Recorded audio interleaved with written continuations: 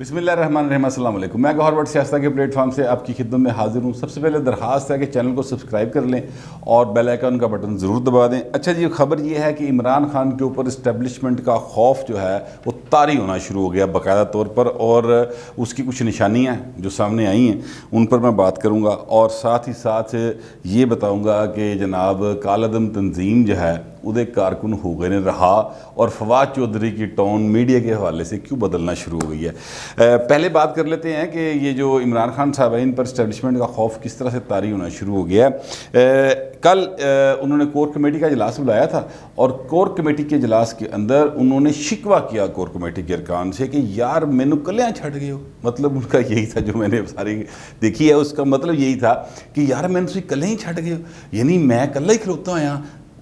اصل بات جو انہوں نے کی تھی وہ یہ کی تھی کہ جناب جب بحران آتا ہے تو میں دیکھتا ہوں کہ آپ سب لوگ جو ہیں اکیلے ہو جاتے ہیں، اکٹھے نہیں ہوتے، اور اس طرح تو حالات فائن نہیں چلن گے۔ ٹھیک ہے، پھر انہوں نے مثال دی، انہوں نے کہا یہ 2002 سے 2008 تک کی اسمبلی میں موجود تھا تو 18 ارکان تھے ایم کیو ایم کے، اور ایم کیو ایم کے ارکان جو تھے وہ ایک مٹھ ہو کے، یعنی اس طرح یکجا ہو کے، ایک یک زبان ہو کے قومی اسمبلی میں کھڑے ہو جاتے تھے۔ ہر جگہ پر ان کا ایک ہی بات ہوتی تھی، ایک ہی چیز وہ کرتے چلے جاتے تھے، جس کی وجہ سے وہ سروائیو کرتے رہے۔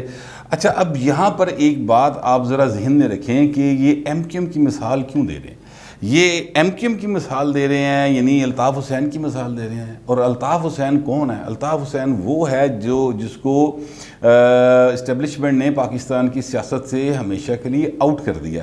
یہ بالکل درست بات ہے کہ عمران خان کی طرح الطاف حسین کو بھی اسٹیبلشمنٹ نہیں بنایا تھا باقاعدہ طور پہ، اور وہ جب بنایا تھا تو پھر وہ گڈی چڑھی سی، جو وہ گڈی چڑھی 88 سے لے کے آن ورڈ، وہ اب آ کے پچھلے دور میں تو اس بھائی صاحب نے ایسی حرکتیں کیں کہ پھر تنگ آ کے اسٹیبلشمنٹ نے کہا تو جان چھڑاؤ۔ تو لگتا ہے کہ عمران خان کو یہ یقین ہو چلا کہ اسٹیبلشمنٹ ان سے جان چھڑوانا چاہتی ہے، اور اب وہ اپنے ساتھیوں کو مدد کے لیے پکار رہے ہیں کہ پائنا ہو ذرا میرے نال کھلوو، اور اسی لیے انہوں نے کور کمیٹی کے اجلاس میں یہ کہا ہے کہ جناب آپ متحد ہوں گے تو سروائیول ہوگا۔ اور سروائیول کیا ہونا ہے؟ سروائیول ہونے سے مراد میری یہ ہے کہ سروائیول عمران خان صاحب کس سے چاہتے ہیں؟ وہی جو سرد جنگ اسٹیبلشمنٹ اور حکومت کے درمیان چلی ہے، جس کا سارے وٹنس ہیں، جس کا سب جانتے ہیں۔ ابھی یہ بات کسی سے ڈھکی چھپی نہیں ہے کہ جو ٹی ایل پی کا دھرنا ہوا اس کو عمران خان نے اخیر زور لا لیا، بھارتی جنٹ قرار دے دیا، جناب اکاؤنٹ اتھو پریٹ ہو رہا ہے، عسکریت پسند قرار دے دیا، ٹی ٹی پی کی طرح تنظیم قرار دے دی۔ یہ سارا کچھ کہا۔ شیر رشید صاحب نے کہا سادھوگی کے پاس جناب ان کے پاس اسلحہ تھا، انہوں نے فائرنگاں کیتیاں، 26 گن مین آئے، پتہ نہیں کون سی فوٹیج نکال کے تو وہ چلا دی جناب جو ہیں اپنا پی ٹی آئی کے جو یوتھیا بردرز ہیں انہوں نے، ٹھیک ہے، اور وہ ٹویٹر کو پروفائل کر دی اور اس کا جناب کر دیا، ٹرینڈ بنا دیا کہ یہ دیکھیں یہ ہیں وہ دہشت گرد جو پولیس پر فائرنگ کر رہے ہیں۔ تو یہ سارا کچھ انہوں نے کیا۔ فواد چودھری صاحب نے کہا کہ جناب ان کے اکاؤنٹس وہاں سے آپریٹ ہوتے ہیں، لیکن اچانک یہ پتہ چلا کہ نہیں نئی خبر آئی ہے، سعد رضوی ساڈا پائی ہے۔ یعنی یہ جو ہے نا تاثر دینا شروع کر دیا حکومت نے۔ وہ کس طرح سے تاثر ہے؟ وہ مبشر فاروقی شاید نام ہے ان کا، جو مولانا Bashir Farooqui if I'm not wrong، جنہوں نے منیب الرحمان صاحب کے ساتھ مل کر تو یہ سارے معاملے کو حل کروایا۔ حافظ منیب الرحمان صاحب جو ہیں وہ اہل سنت والجماعت کے بہت بڑے ایک دینی رہنما ہیں، مذہبی رہنما ہیں، اسکالر ہیں وہ، تو انہوں نے ان کے ساتھ مل کر یہ سارا معاملے کو جنہوں نے حل کرایا۔ تو ان کی فوٹیج جو میں نے آپ کو بتایا تھا وائرل ہوئی ہے، اور ان سے صحافی پوچھ رہے ہیں کہ سر اس معاملے کو حل کرانے میں کیا آرمی چیف قمر جاوید باجوہ صاحب کا کوئی ہاتھ ہے؟ انہوں نے کہا یہ 1000% ہاتھ، اور سارے معاملے ٹھیک ہو جائیں گے۔ یہ ساری جو اب ہو رہا ہے تو اس کا مطلب کیا کہ عمران خان جس کو دشمن سمجھ رہا تھا، جس کو بھارتی ایجنٹ قرار دے رہے تھے، جن کو بیرونی طاقتوں کے اعلیٰ کار قرار دے دیتے تھے، وہ پتہ چلا جناب کہ نہیں، وہ ان کے اعلیٰ کار نہیں ہے، وہ کسی اور پاس سے کھرا نکلے ہے۔ اور پھر آرمی چیف نے ظاہر ہے انہوں نے मुल्क को संभालना है, अब क्या करें। मतलब इमरान खान इतनी नाअहल हुकूमत वो आई है इस्टेब्लिशमेंट के ताउन से, अपोजिशन तो कम अज़ कम यही कहती कि उनके ताउन से आई है, तो उसके बाद अब ये हुकूमत आ गई है तो फिर उन्होंने मुल्क का पठावा आता है तो फौज ने तो अपना रोल प्ले करना होता है तरीके के साथ। तो वो इस्टेब्लिशमेंट ने पीछे रहकर अपना रोल प्ले किया और चीज़ों को बेहतर किया और हालात नॉर्मल होने की तरफ चल पड़े हैं, रास्ते रुस्ते खुल गए हैं। लेकिन ट्रेड अभी नहीं हो सकेगी, जैसे मैं पहले बता चुका हूँ, क्योंकि वहाँ पर ज़ाहिर है जितने बड़ी खंदकें खोदी गई थी और जो सत्यानाश किया सी हुकूमत ने सड़कों का, उसको रिपेयर होने में टाइम लगेगा। बट फ़िलहाल वहाँ पर मोटरसाइकिल रक्षा वगैरह शहर के अंदर इधर वज़ीराबाद गुजरांवाला में चलना शुरू हो गया है, परली साइड पे गुजरात वगैरह और जेलम की साइड पे चलने शुरू हो गए हैं। वो जो एक कर्फ्यू का समा था वो ख़त्म हो चुका है। लेकिन साद रिजवी की रहाई जो है ज़ाहिर है कि वो उनका असल में प्राइम टारगेट है। अब कल 3 तारीख है और हुकूमत जो है उसको मुखालफत नहीं करेगी और साद रिजवी साहब ज़ाहिर है रहा हो जाएंगे। इसके साथ साथ 860 के करीब अरकान हैं इनके कालदम तंजीम जी हूँ नवा भरा बनाया ना उन्होंने अपना इमरान खान का PTI का, वो उनको कालदम करार दे रहे थे, भारतीय एजेंट कह रहे थे। उनके 860 भारतीय एजेंट, इन्वर्टेड कॉमर्स में लीजिएगा, ये मैं उन पर तंज करते हुए कह रहा हूँ, वो अब उन्होंने आज रहा कर दिए हैं। और इसी तरह आगे मुकदमात भी होंगे। तो जेडे पुलिस वाले मर गए बेचारे, वो एक फुटी चल रही है, बच्ची पूछ रही है आप मेरे बाबा को वापस ला सकते हैं, पूछते रहेंगे। माजी में भी पाकिस्तान के अंदर ऐसे कई सैकड़ों बच्चे जो यतीम हुए हैं वो आज तक सवाल कर रहे हैं, किसी तरह के सवाल का जवाब दे ही नहीं सकते। जो आला पुलिस अफसर हैं वो लोगों को, सहाफ़ियों को फ़ोन कर करके अपनी दास्तान गाम सुनाते हैं कि यार किस तरह से हमारे लोगों को शहीद हुआ है तो हुकूमत किस तरह से कंप्रोमाइज़ कर गई है। ये स्टेट ऑफ अफेयर है। इसमें इस सारे सीन के अंदर इमरान खान को जो इस बात का पता चल गया है कि यार मुआहदा तो उधरों वड्डे घरों होया, लिहाजा उन्होंने अपने साथियों को इकट्ठा करना शुरू कर दिया, मदद के लिए पुकारना शुरू कर दिया कि आओ मेरी मदद के लिए आओ।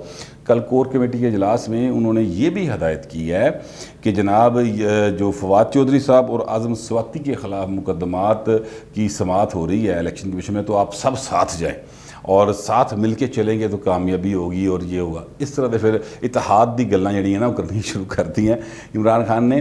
लेकिन मिसाल दे रहे हैं MQM की। यार मैं इस शख्स की जहनीत पे हैरान हूँ।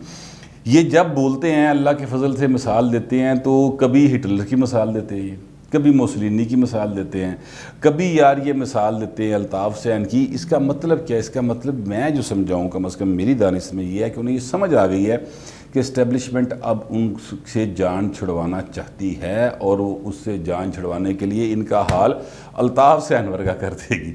इसीलिए इनके जहन में अल्ताफ़ हुसैन का या MQM का जो है ना वो एक नाम आया और उन्होंने उसका तज़किरा किया। अदरवाइज़ ये पॉलिटिकल यूनिटी की मिसाल के लिए, यानी अगर ये पॉलिटिकल जमात है, वैसे तो ये पॉलिटिकल जमात नहीं है, ये तो इधर उधर फाड़ फूड़ के जड़ा ना एक मकान या घरौंदा जा बनाया है इन्होंने और वो बिखर जाएगा, बिखरना शुरू हो गया। मैं आपको अभी एडवांस बता रहा हूँ, इलेक्शन आने से पहले बिखरना शुरू हो गया। लाहौर के अंदर बहुत सारे लोग जो हैं, जो N133 का इलेक्शन है उसमें पीपल्स पार्टी में शामिल हो गए हैं, उसमें क्रिश्चियन कम्युनिटी के लोग भी हैं, उसमें जो है अपना इनके जो जीते हुए काउंसलर हैं PTI के वो भी शामिल हैं। इस तरह नून लीग में बहुत सारे लोग जा रहे हैं PTI से को छोड़कर।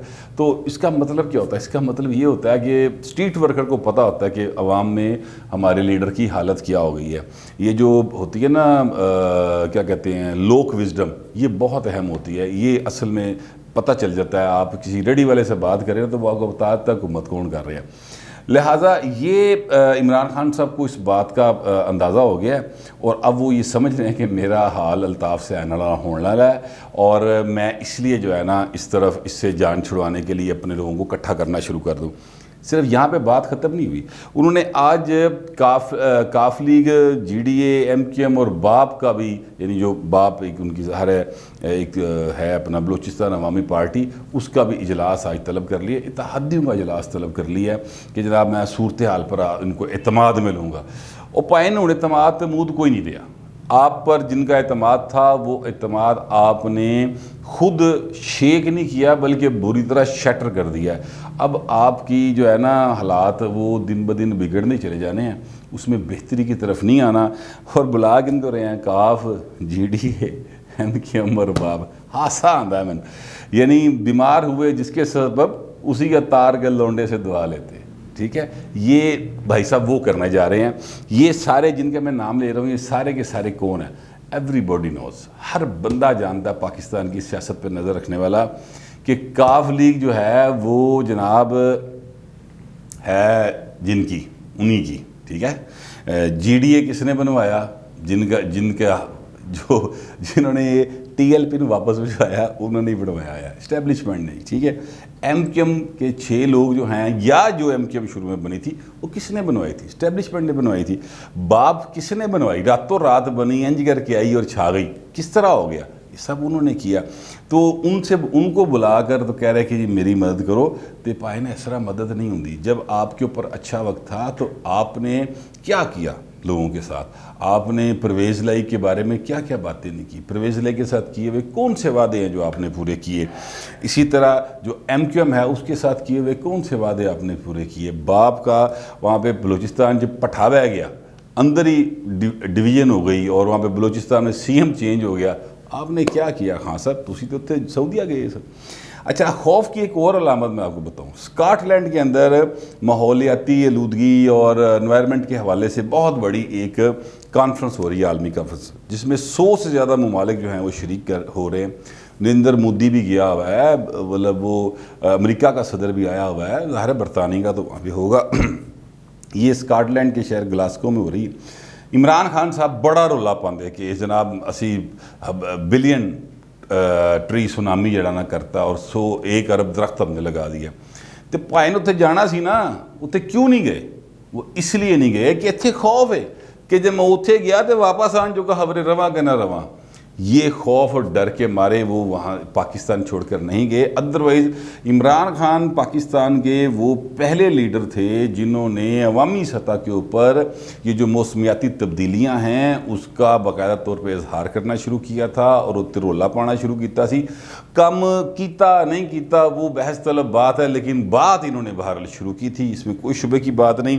بلکہ انہوں نے باقاعدہ طور پر کئی دفعہ کہا کہ جناب میرے تو ایکسپرٹیز لو, مینوں تیرا سارا کم آدھا پتہ ہے, میں تھے ماہر ہاں.